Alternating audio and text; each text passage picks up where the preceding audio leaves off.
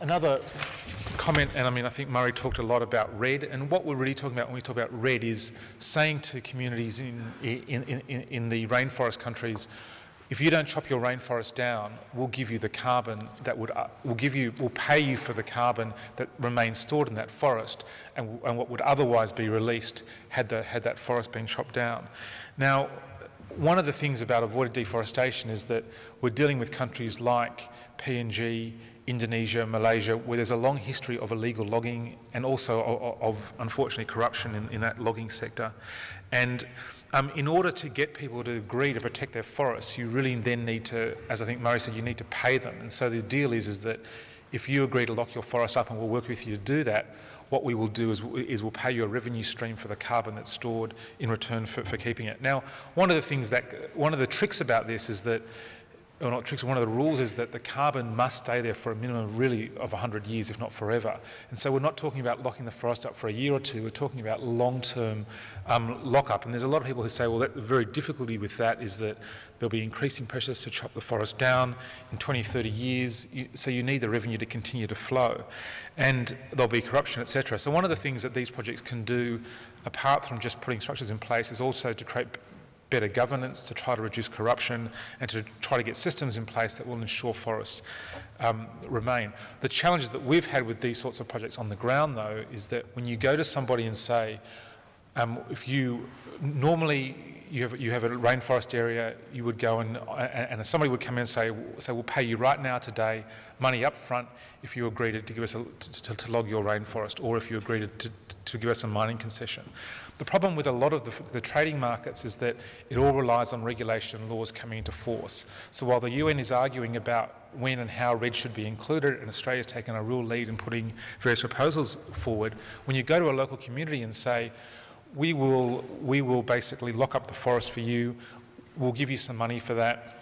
I say, that's great, okay, well, where's the money? Well, we're waiting on the international laws to come into place to create a market to give you revenue, because at the moment, the only people who are really investing in this in a significant way are really investment banks and some other entrepreneurs in the hope that these RED credits will become of value in the future.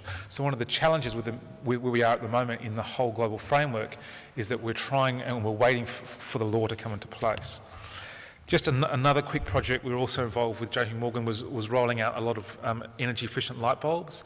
And we've done a lot of these projects, looking at them in India as well, where you go to multiple households and you replace existing light bulbs with energy-efficient light bulbs, and the amount of carbon that's reduced helps to fund that process.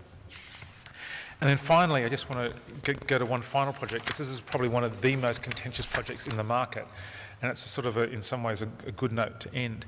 All of the projects I've shown you to date have been fairly much sustainable projects in developing countries. This was a very large facility in China which produced a greenhouse gas called HFC-23, which is a very high greenhouse coefficient.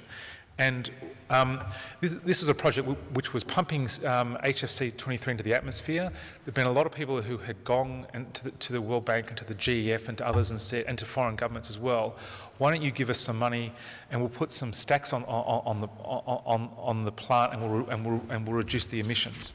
But basically they couldn't get any capital to do that. So what the carbon market did is it created incentive to reduce these emissions, because within Europe there's a cap and trade scheme. People will trade and buy carbon, so people were willing to invest in the project for a small amount of money in order to get the emissions out of it. So basically what happened on this project is this was a plant in China. The Chinese plant did an agreement with the World Bank, and the World Bank said, we will give you the $25 million you need for 2 catalysts to put on the top of the plant. So it's 50 million US. In return for that, we'll buy all the carbon from the factory and we'll sell it for you. They bought the carbon for, it was about, at that stage, I think $6 a tonne. And the World Bank then put together a document to take it into the European market to sell to power companies and others in the European market who needed those credits for their investment. They raised $1.2 billion in 37 minutes in order to pay for that carbon, and a lot of that carbon was then resold. And so this is a project where, but if there wasn't a carbon market, these reductions would never have occurred. Now, there was criticism of this project in the fact that it's not a very sustainable project. You're spending a lot of money to get carbon when that money could be much more wisely used. But the reality is that when they went to governments and they went to the GEF and others for funding, they all refused to do that.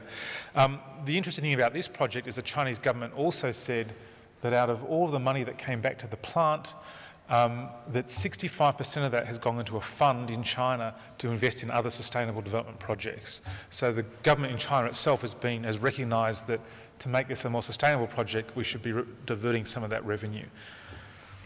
So finally, in conclusion then, when we're talking about carbon trading, it's really just you've got to remember that it's one small part of the global response, and it can't be seen, in my view, as delivering the sole reduction in global emissions. To date, while there's been a lot of criticism of the CDM, the reality is it's the only mechanism under the whole global carbon trading framework that actually has taken private capital and seen it invested in developing countries to actually allow projects to occur that would not otherwise have occurred that then reduce emissions. So provided that we can design trading systems in conjunction with other policy measures that actually reduce greenhouse gas emissions, then emissions trading does have a place to play in not only reducing global environment but helping the world's poor. The real challenge looking forward is that if we don't design these systems properly, and if we give away too much compensation, if we give away too many free permits, as happened in Europe in the first phase, it won't change any behaviour. If we don't change behaviour, we won't reduce global emissions and the world's poor will suffer the most.